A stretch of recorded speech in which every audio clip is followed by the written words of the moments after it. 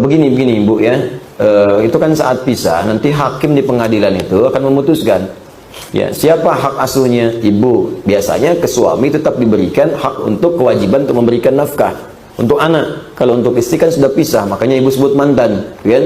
Nah, makanya dari sini suami ingat ketika kewajiban itu melekat walaupun sudah berpisah, karena itu bagian dari biologis dia. Ketika berumah tangga dan terlahir, kewajiban tetap harus diberikan, tetap harus diberikan.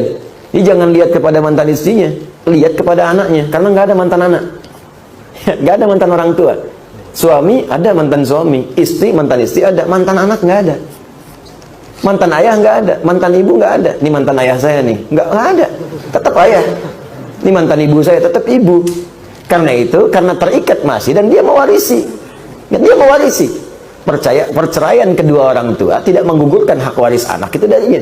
Makanya hak waris tetap melekat, walaupun jadi mantan ketika ayahnya meninggal dia mendapatkan warisan. Istri tidak, istri tidak karena sudah berpisah di situ, terhijab dia. Ya, maaf ya, maaf. Kematian satu. Kemurtadan, riddah, termasuk perceraian, itu yang menggugurkan kemudian bagian dari hak waris. Dia nggak dapat warisan. Suami istri, istri pisah dengan suami, suami meninggal, istri nggak dapat bagian waris. Selesai di situ. Ya, dan dibagi. Saat kemudian dia berpisah itu dibagi. Ada yang ditetapkan oleh bagian oleh agama. Kemudian murtad, murtad nggak dapat warisan. Ya, kemudian kematian, kematian ada dua sebab. Memang wafat sebelum dibagi warisan, wafat. Ya, ingat bukan wafat duluan yang ahli waris. Kalau wafat duluan yang meninggal, kemudian ahli waris masih ada, setelah itu dia meninggal, tetap warisan diberikan kepada dia. Karena yang wafat duluan yang akan diwariskan warisannya. Yang kedua, sengaja membunuh orang untuk mendapatkan warisan, terhijab dia, nggak dapat warisan. Ya, nggak dapat warisan. Itu terjadi nanti di masa-masa, bahkan ada juga di Al-Baqarah itu. Ya, sebab dinamakan Al-Baqarah. Salah satunya begitu. Ada orang di keluarga yang sangat kaya tapi pelit. Saking pelitnya marah di bagian anggota keluarganya, maka malam-malam dibunuh dia. Ya, tujuannya apa? Tujuannya untuk mendapatkan warisan dari situ supaya hartanya bisa dikuasai. Dilemparlah kemudian jasadnya di jalanan, dilempar biasa, dia pergi dan orang nggak tahu siapa yang bunuh. Tuh, jadi peristiwa itu kalau nggak disebutkan kapan kejadiannya, siapa tokohnya, ini menunjukkan akan terjadi lagi di kemudian hari. Saya tanya pada Anda, ada kasus pembunuhan yang sengaja buang mayat di tempat-tempat terbuka? Ada.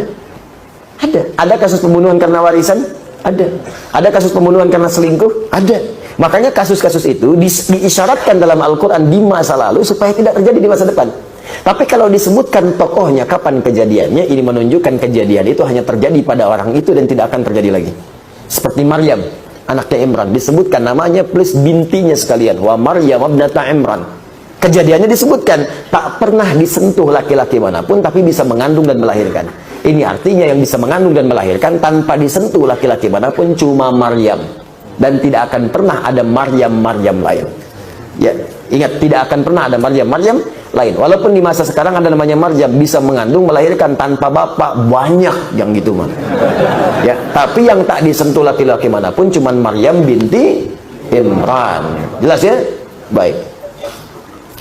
Nah, ini yang seperti ini tetap ada kewajiban.